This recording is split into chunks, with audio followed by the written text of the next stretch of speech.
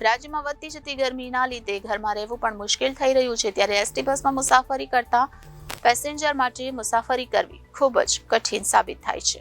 તેવામાં Dhrangadhra ST depot વિભાગ દ્વારા ગરમી સામે મુસાફરો અને કર્મચારીઓને રાહત મળે તે માટે ઠંડા પીણાનું વિતરણ કરવામાં આવ્યું। ફાગણ અને ચૈત્ર મહિનાથી ગરમીની શરૂઆત થઈ જાય છે અને ગરમીથી રાહત મેળવવા માટે લોકો ઠંડા પીણાનો પણ સહારો લેતા હોય છે, ત્યારે કેટલીક સેવાભાવી સંસ્થાઓ રાહદારીઓ અને વટેમાર્ગોને ઠંડુ પાણી અથવા તો ઠંડા પીણા અથવા છાશ વિના મૂલ્યે પીવડાવતા હોય છે। ત્યારે ધાંગધ્રા એસટી ડેપો ખાતે ઠંડા પીણાનું વિતરણ કરવામાં આવ્યું હતું।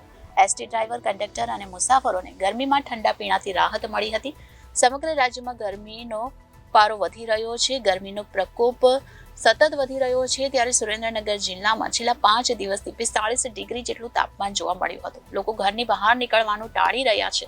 ધાંગધ્રા એસટી ડેપો દ્વારા શરબત, છાશ, ઠંડા પાણીનું પણ વિતરણ કરવામાં આવ્યું હતું। મુસાફરો તેમજ ડ્રાઈવર, કંડક્ટર માટે બસ સ્ટેન્ડમાં વિતરણ કરવામાં આવ્યું હતું। સવારે 10 થી બપોરના 3 સુધી વિતરણ કરવામાં આવે છે।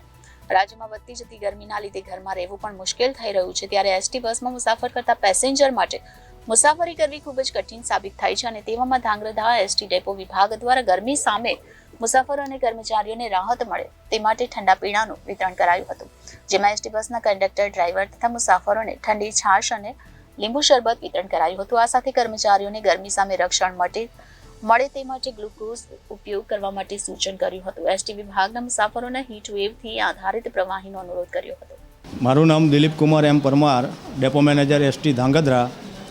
હાલમાં કાળઝાળ ગરમી પડી રહેલ હોય અને હીટવેવની આગાહી હોય, અત્રેથી મુસાફરો તેમજ કર્મચારીઓની સુગમતા અર્થે છેલ્લા 3 દિવસથી અમો દ્વારા શરબત તેમજ છાશનું વિતરણ કરવામાં આવી રહેલ છે।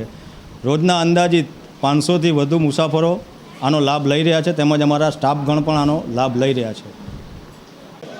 મારું નામ કમલેશભાઈ ધીરુભાઈ વાઘેલા છો, બરાબર। ધાંગધ્રા ડેપોમાં આ ભાઈ તાપમાન ગરમી સૂર્ય બહુ તાપમાન 45-46 ડિગ્રી પડે છે, તો આ ભાઈ ગઢા હોય કે નાના છોકરા હોય તો એ ભાઈઓને કે બહેનોને લીંબુ શરબત પાવામાં આવે છે કે કોઈને ગરમી અચાનક લાગી ન જાય, એના કારણે ઠંડક પીએ, આરામ કરે એવી રીત સુવિધા કરી આપેલ છે।